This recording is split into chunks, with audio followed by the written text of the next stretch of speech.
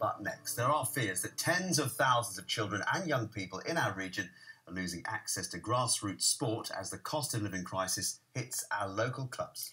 Research by the charity Sported claims up to 3/4 have had to scale back their activities in recent months, while a fifth face shutting down altogether. There are now calls for the government to offer these groups more support or face losing them for good. Nick Smith has this.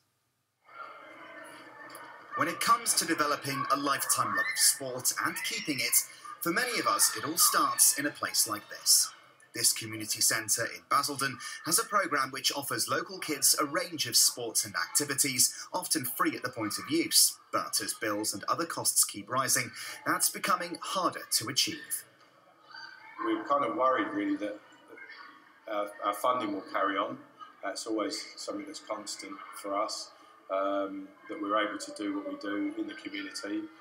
And also, really, because we've had more people coming along. Week in, week out, we've seen more footfall, people coming in, enjoying what we do, the entertainment, but also the warm space and the food. Estudiantes FC is one example of how sports clubs are rooted in community engagement, taking on hundreds of young people, many of whom come from disadvantaged backgrounds, offering tutoring pathways into maths and English. Sports had a big factor in my life. It's really helped a lot of us pass our English and maths. You know what I'm saying? We have a lot of people that haven't passed it, but they get us the services we need, they get us the teachers we need to help us pass.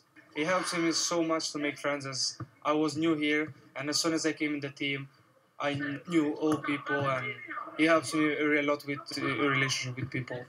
But the charity Sported fears that clubs like this could struggle to make it through the year, with up to 3/4 of organisations it assists saying their spending has risen by 50% or more. It's meaning that groups are having to reduce the number of sessions they run. It really is a crisis point for many, particularly those using community facilities who've told us that they may need to cease their activities altogether. We're really calling on government at a national and a local level to provide the help that groups need to not only survive in the short term, but survive in the long term as well. And Olympic gold medalist Rebecca Adlington owes her achievements to local swimming clubs, citing sport as the heartbeat of our neighbourhoods. It's a very hard place for anyone to be in the country right now with everything going off, and sport can just give you that positivity, uplift any sort of negative feeling. It's a brilliant thing for your physical, mental health as well, and it gives a lot of people a lifeline. The Department for Culture, Media and Sport told ITV News we have made £1 billion available for the survival of sports and leisure sectors during the pandemic, and are now giving councils an additional £3.7 billion for key services like leisure centres. But once that amount is divided across numerous departments of hundreds of local authorities, those in grassroots sport fear little will be left for the 150,000 clubs across the country, many facing a fight to keep their heads above water. Nick Smith, ITV News.